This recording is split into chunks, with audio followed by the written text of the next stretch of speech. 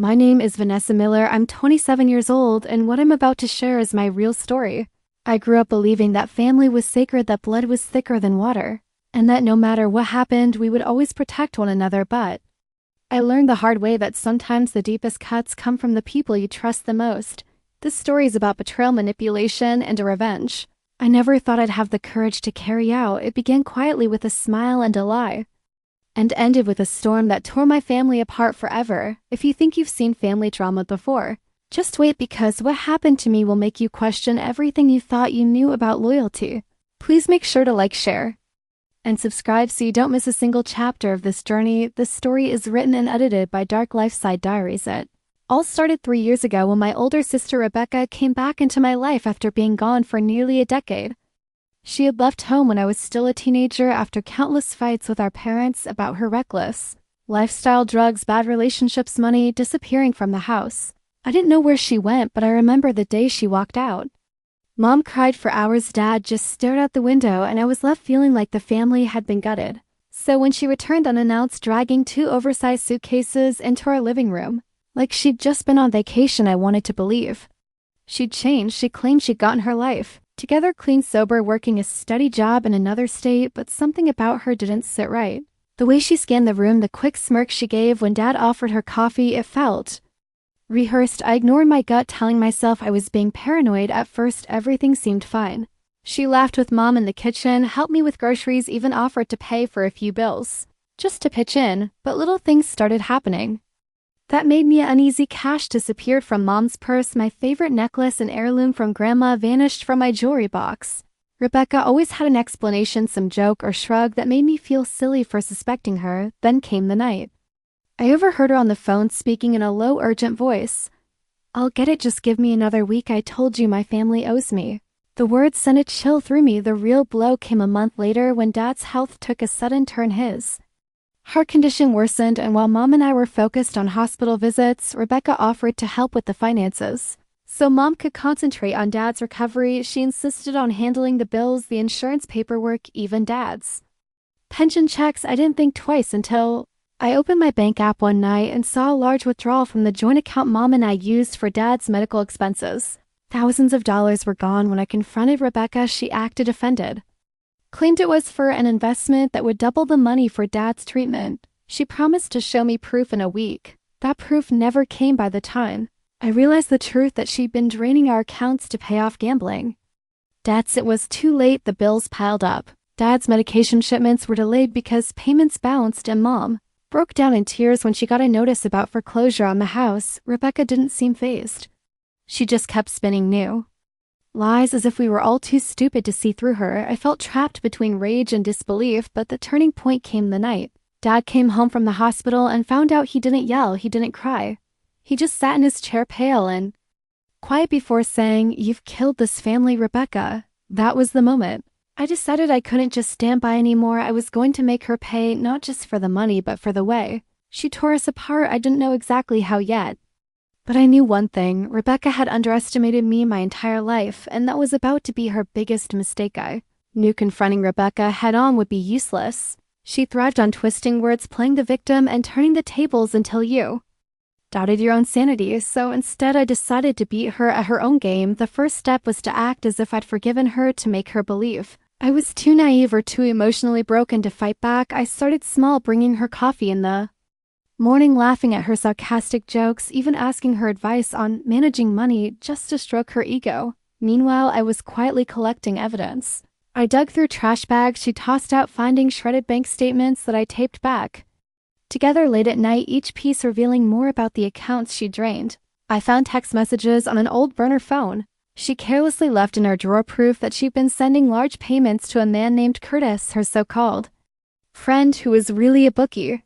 I even went through her suitcase when she was out one afternoon, discovering pawn shop slips for several of Mom's missing jewelry pieces. But the real jackpot came when I hacked into her email, something she never thought I was capable of, and found scanned copies of Dad's pension check she'd altered before cashing. That was my smoking gun. Still, I didn't rush. I let her dig her own grave deeper. I started planting ideas in her head, casually mentioning that Mom's will had been updated after Dad's health scare, with a larger portion going to me because I was more responsible. I could see the flicker of greed in her eyes every time I said it, and I knew I had her attention. The truth was, there was no updated will, but Rebecca didn't need to know that. A few weeks later, she accidentally brought up the will too. Mom pretending to be concerned about fairness, Mom brushed it off, but the seed had been planted. I watched Rebecca grow restless, pacing the kitchen at night, her phone calls getting more frequent and urgent. That's when I made my move. I told her I had a copy of the updated will hidden in my safe along with some emergency cash I'd been saving. I acted like it was a slip of the tongue, but Rebecca bit instantly. That night I left the house for a work shift, making sure she knew I wouldn't be back until late. I positioned a small camera in the hallway aimed directly at my bedroom door and waited for my car down the street. At 9:47 p.m., I got the alert. Rebecca slipping into my room with a crowbar from the garage, breaking open my safe. What she didn't know was that the safe was empty except for the forged will and a stack of marked bills I borrowed from a friend in law enforcement. And now I had her on video committing theft and breaking and entering evidence strong enough to end her games for good, but I wasn't ready to take it to the police. Not yet. I wanted her to feel the slow burn of panic, to know that someone was finally in control and that someone was me. The next morning I acted as if nothing had happened, cheerfully offering Rebecca pancakes while inside I was replaying the footage over and over in my head, each frame fueling the quiet storm building in my chest. I didn't confront her outright. Instead, I began to chip away at her confidence piece by piece. I changed the lock on my bedroom door, casually telling her, just being extra careful with my stuff, and watched the faint twitch in her jaw as she tried to mask her irritation. I started getting mystery envelopes in the mail, fake ones I'd arranged labeled with law firm names, leaving them conspicuously on the kitchen counter so she'd see them when she made her morning coffee. I made sure my phone rang with attorney showing on the caller ID, thanks to a friend willing to play along. Then I'd step outside speaking in a hushed but serious tone, throwing in phrases like evidence, court date, and final notice. It was like watching a lion pace in a cage. She became more erratic, snapping at me for minor things, calling Mom behind my back to plant seeds of doubt about me. But Mom wasn't biting this time. Maybe she sensed something shifting, or maybe she was just tired of Rebecca's constant drama. I ramped it up further, inviting an old friend from high school who now worked as a detective to come over in uniform just to hang out. We sat in the living room laughing, my friend occasionally glancing at Rebecca with that calm, assessing look only cops can pull off. She avoided eye contact, retreating to her room like a spooked animal. That night, I left my laptop open on the table, displaying a fake document titled Affidavit of Theft and Fraud, with Rebecca's name bold at the top. I pretended to forget about it, went to bed, and sure enough heard her creeping out to read it. The shift was immediate. She started avoiding me entirely, slipping out of the house for hours at a time, whispering urgently into her phone in the backyard. I knew she was scrambling for a way out, but I also knew she couldn't undo the damage I'd already set in motion. Then one evening I caught her rifling through Mom's purse while Mom was in the shower, stuffing cash into her hoodie pocket. I stepped into the doorway silently, my phone in my hand, recording her. When she looked up and saw me, her face drained of color, the cash still clutched in her fingers. "Delete that," she hissed, but her voice trembled. I smiled, slow, deliberate, and said, "You've been digging your own grave, Rebecca. I'm just handing you the shovel." She stormed past me, slamming her door so hard the frame rattled, but I knew she was rattled in a way she couldn't easily recover from. She was cornered, and when someone like Rebecca feels cornered, they make mistakes, and I was counting on it. The breaking point came faster than I expected. 2 weeks after catching Rebecca stealing from Mom, I came home early from work to find the house eerily quiet.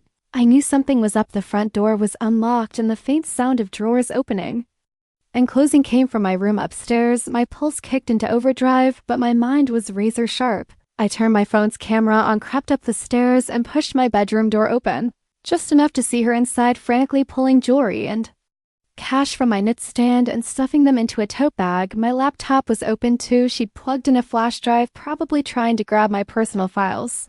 This time I didn't just record her. I stepped inside calm as ice and said, "Smile for the camera, Rebecca. This is the last time you'll ever touch my things." She froze, eyes wide, the blood draining from her face. I called out for Mom, who appeared seconds later, her expression twisting from confusion to horror as she took in the scene. "Rebecca, what the hell?"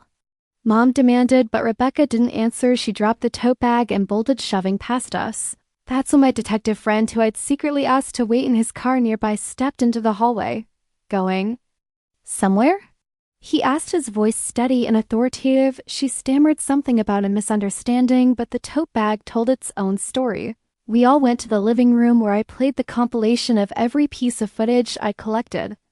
Over the last month, her stealing my necklace, slipping cash from Mom's purse, going through my drawers while I slept. Mom sat in stunned silence, her hand over her mouth, until finally she said, "Get out Rebecca right now and don't come back."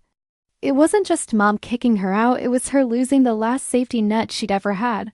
Rebecca tried crying, tried swearing she'd change, but Mom was unmoved, her voice steel. My detective friend gave her a choice: return everything and leave. Quietly or face formal charges, she chose to leave. The slam of the front door was like the final chord of a long, bitter song. In the weeks that followed, I heard through mutual acquaintances that she was couch hopping, unable to hold a job because her lies kept catching up with her. I didn't feel pity, not after the years of manipulation. The constant undermining and the betrayal she dealt me without blinking. Sometimes justice doesn't come in the form of a courtroom. Sometimes it's simply the world finally seeing someone for who they really are. And as for me, I slept better than I had in years. My door unlocked, my peace restored, and the knowledge that for once, I had turned the tables in one asterisk. Thanks for watching this video. Please like, share, and subscribe asterisk.